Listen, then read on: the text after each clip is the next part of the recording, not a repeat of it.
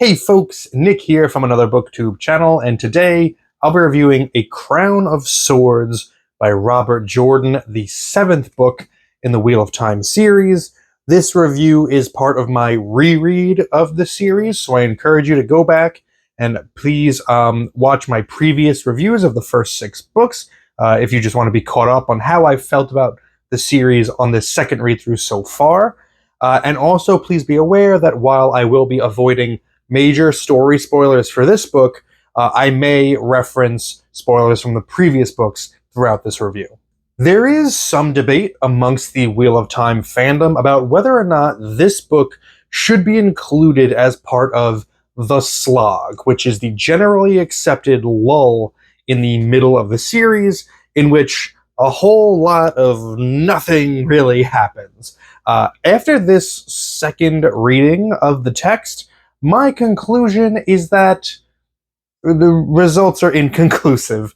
There are some pretty cool moments in here, but there is a definite lack of forward momentum for the majority of the book. I think the main issue here is that we've reached a point in the series where every character has their own story arc that's going on, or they're starting new ones, or one's just ended, and everything is kind of developing in real time. We're not doing a bunch of time jumps into the future. It feels like everything's happening in a condensed time span, but it's taking too long for things to actually progress. For instance, this book begins with Rand and Perrin in Cairhien, and they're in disagreement about the way that Rand is treating the Aes Sedai, who are now bowing to him. Things come to a head, and they have a public argument, and Rand sends Perrin and his soldiers away from the city. But this turns out to be somewhat of a ruse, and in reality, Rand has asked Perrin to complete a specific task for him in secret. And that's a very simple plot line, but it takes 500 pages of this book to get all of that out there, and that's just not quite enough conflict to spread out over that length. And to be clear, Perrin doesn't finish that task in this book. It takes 500 pages for that task to be revealed. Like literally just the stuff that I told you, that's all just set up. And it takes 500 pages to get there. And that's where I completely understand the argument that some people have that Robert Jordan is just too verbose in his writing.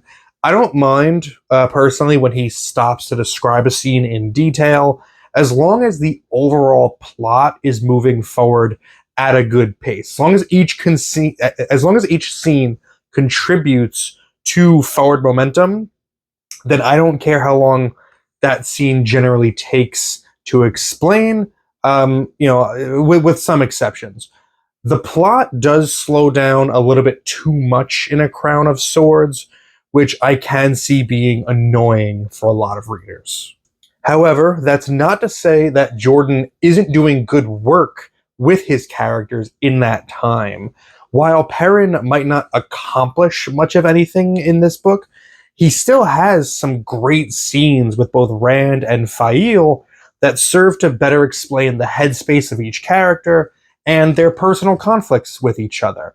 And that's what I'm most curious about exploring in this second reading as I go through it, particularly of the slog, because I want to see if it's actually true that nothing is going on in these books, or if it's simply that the grand scale epic conflicts have been traded in for smaller scale interpersonal conflicts. Nynaeve, Elaine, and Matt are all quite busy in this book, with the girls occupied trying to locate the Bowl of the Winds, a powerful ter'angreal that they believe can be used to fix the weather that's afflicting the entire continent due to the increased activity of the Dark One. So, it's way too hot when it's supposed to be cold. There's a drought. It hasn't rained in weeks or whatever. So they're looking for this bowl. They think it's going to help. The search for the bowl brings the Atha'an Mier, the sea folk, back into the mix in this book, which is really a lot of fun. I love the different cultures that Robert Jordan has created in this world. I mentioned that in my Shadow Rising review, that it's my favorite part of the series, just how fully realized all these different people are. And anytime he gets to play with their particular practices and their beliefs and have them butting heads while trying to work together in some way, that all really works for me. Their search for the bowl also leads to Nynaeve and Elaine to uncover a big secret that will have a significant lasting effect on the series. The uncovering of this secret leads to probably one of the most infuriating scenes in the series for me.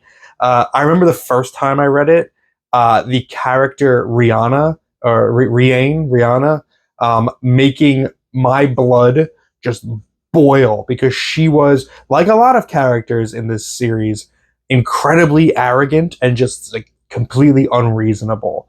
And I found that that same thing held true on this reread. I immediately hated Rihanna again, and that introductory scene to her just like put me in a bad mood for hours. And while I'm on that topic, I do want to talk about how in A Crown of Swords, I think the Aes Sedai reveal themselves as really terrible people. Like, they've displayed arrogance and pettiness in the previous books.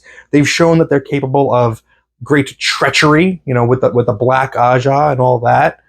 But things, I do feel like they escalate to a level in A Crown of Swords where they're perhaps inadvertently just being very horrible.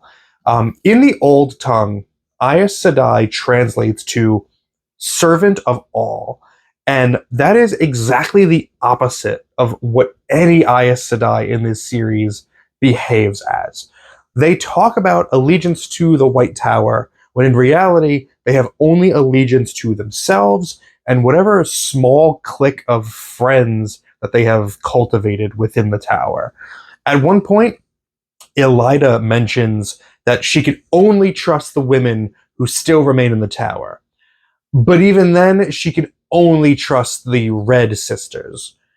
But even then, she could only trust a few of those as well. So just, like, there's no actual allegiance, there's no actual loyalty, there's no collaboration, there's no working together. The tower may have actually been divided with the rebels branching off a couple books ago, but the division within has existed for centuries.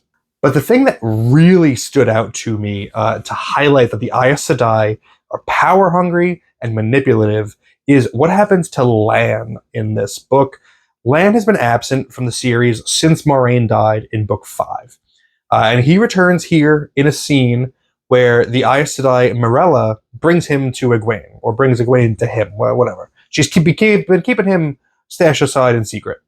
Morella reveals that she has bonded Lan against his will. Basically, his bond was passed to her when Moiraine died. It's not something that he consented to or asked for. And that on its own has already been established in the series as being akin to rape. But on top of that, she also reveals that she has been sleeping with Lan, also against his will. And the reasoning is that when a warder loses their Aes Sedai, they become despondent and very sick. And so the sisters feel that bedding them is a great way to take their mind off of that and lift their spirits.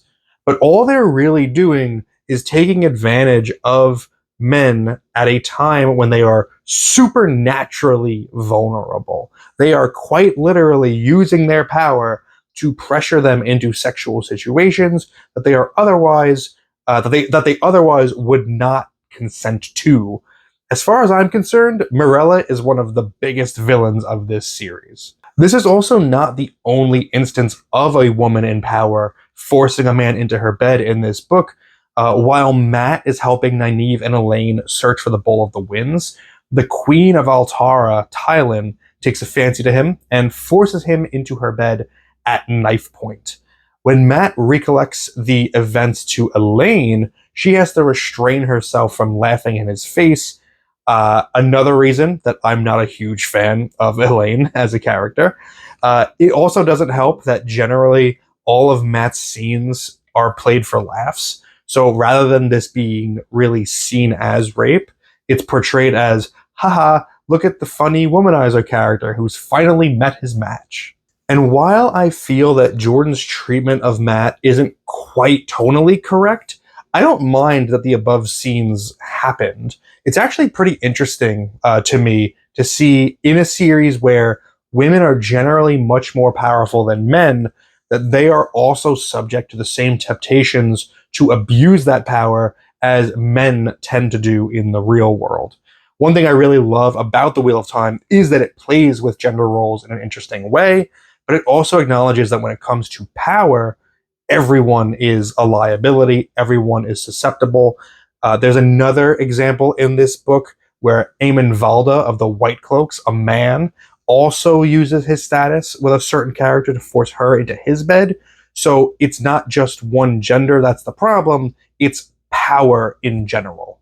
A Crown of Swords might not offer a ton in terms of story progression, but at this stage, I care about these characters so deeply that I still enjoy watching their small personal victories and their quarrels.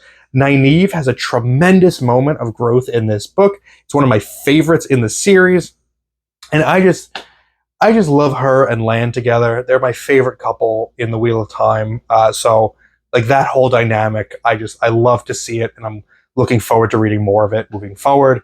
I wish that people could get over their initial dislike of Nynaeve because she has an arc. She has an actual, genuine, bona fide character arc.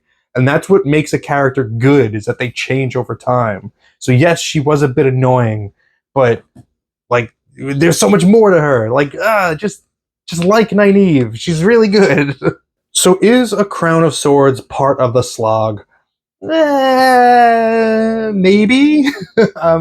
I would say it depends on which parts of the Wheel of Time that you personally are really committed to.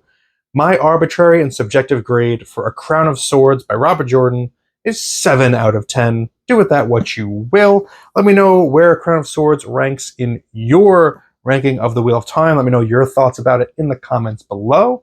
Thank you very much for spending some time with me today, but now it's time to get back to reading.